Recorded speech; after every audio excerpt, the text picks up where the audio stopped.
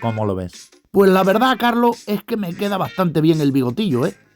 Óscar se está refiriendo al partido del Córdoba, que lo tenemos en menos de 160 horas, 9.600 minutos, 576.000 segundos y sin dudas. Oíste, Elías, cálmate que estás más tenso que el pezón de un arquero, neno.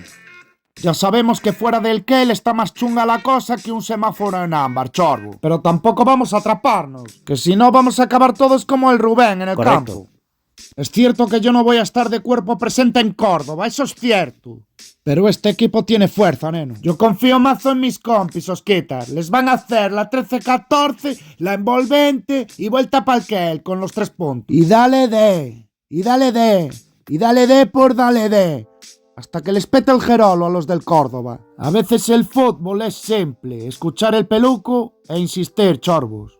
Y en estas pachangas, manda el que no la tiene blanda. Venga. Ahí os queda ese consejito que voy a jalar.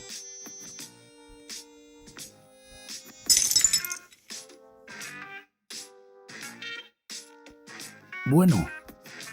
¡Buah! Me han quedado los calzoncillos como los cromos de Panini con tu consejo, de verdad, Lucas. Nada, neno. Gracias, lo tendremos en cuenta, ¿eh? Ahí lo llevas.